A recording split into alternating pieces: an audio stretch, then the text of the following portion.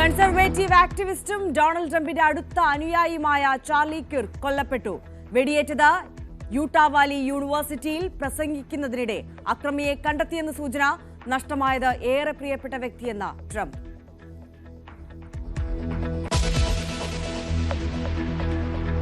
ഖത്തറിനെതിരെ കൂടുതൽ ആക്രമണങ്ങൾ നടത്തുമെന്ന ഇസ്രായേലിന്റെ ഭീഷണി. ഹമാസിനെ ഖത്തറിൽ നിന്ന് പുറത്താക്കണമെന്ന് ബെഞ്ചമിൻ നെതന്യാഹു.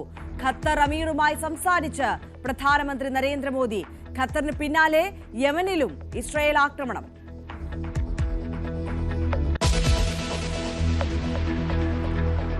നേപ്പാളിൽ ഇടക്കാല സർക്കാർ ഉണ്ടാക്കാനുള്ള ചർച്ചകൾ സജീവം. വനിതാ ചീഫ് ജസ്റ്റിസ് സുശീല കർക്കി തലപ്പത്തെത്തിയേക്കും. കാഠ്മണ്ഡു മേയർ ബാലേന്ദ്ര ഷായും പരിഗണനയിൽ. പ്രക്ഷോഭങ്ങൾ കെട്ടടങ്ങിയതോടെ നേപ്പാൾ സാധാരണ നിലയിലേക്ക്. റഷ്യൻ ഡ്രോണുകൾ നാറ്റോ അതിർത്തി കടന്നതിൽ യൂറോപ്പിൽ ആശങ്ക. 19 ഡ്രോണുകൾ വെടിവെച്ചു വീഴ്ത്തി പോളണ്ട്. മൂന്നാം ലോക മഹായുദ്ധത്തിന്റെ ആശങ്കയിൽ യൂറോപ്പ്.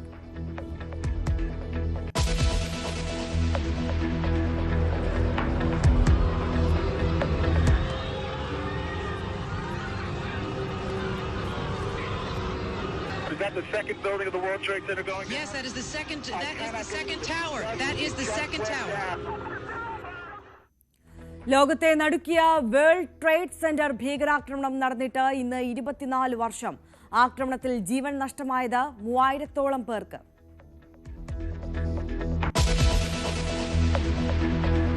CPI സംസ്ഥാന സമ്മേളനത്തിൽ ഇന്നു മുതൽ പൊതുചർച്ച.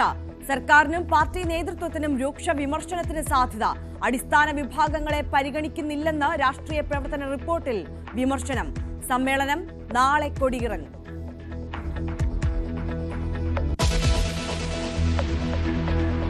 രാഹുൽ മാങ്കൂട്ടത്തിനെതിരെ മൊഴി നൽകിയ യുവതിയെ സാക്ഷിയാക്കണോ എന്ന് നിയമോപദേശം തേടാൻ ക്രൈംബ്രാഞ്ച്. ഡിജിറ്റൽ തെളിവുകൾ അന്വേഷണ സംഘത്തിന് കൈമാറി യുവതി. കൂടുതൽ പരാതിക്കാർ എത്തുമെന്ന നിഗമനത്തിൽ അന്വേഷണ സംഘം.